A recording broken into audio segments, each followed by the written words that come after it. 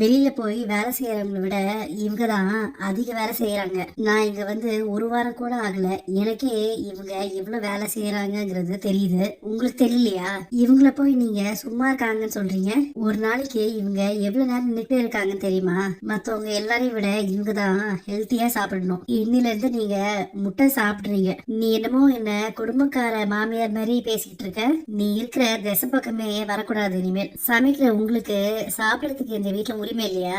நீங்க குனிஞ்சு போறதுனாலதான் எல்லாரும் வந்து உங்களை கொட்டுறாங்க. நேத்து நான் போன் பண்ணிருந்த போது நீ எங்கேயோ வெளியே இருக்கேன்னு சொன்ன சுரேஷ். யார் கூட போயிருந்த? அண்ணன் கூட சும்மா அப்படியே வெளியே போய் சாப்பிட்டு இருந்தேன் மாமா. ஓஹோ, உன் அண்ணன் கூட எல்லாம் இப்ப வெளியில போக ஆரம்பிச்சிட்டியா?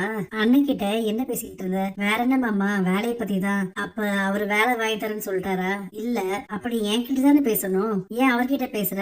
நீ கவலைப்படாத சுரேஷ், நாளைக்கு உன்னோட சஸ்பென்ஷன் கேன்சல் ஆகும். எப்படி மாமா, அழகுமதியோட சம்மதம் இல்லாம அவ சப்போர்ட் பண்ணுவா, நீ கவலையப்படாத.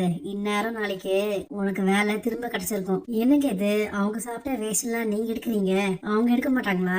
அது பரவாயில்ல, சாப்பாடு தானே மதி. அவ என்ன கேட்டாலும் பதிலுக்கு பதில் பேசுறாடா. எல்லா விஷயத்திலயும் மூக்க நுழைக்கிறா. அவகிட்ட எதுவுமே பேச முடிய மாட்டேங்குதுடா. மாப்பிள்ள எல்லாமே கரெக்டா தான் பண்ணுவாரு, ஆனா இவ விஷயத்துல மட்டும் தப்பு பண்ணிட்டாரோன்னு தோணுதுடா. அந்த பொண்ணு யாரையும் மதிக்க மாட்டேங்குதுப்பா.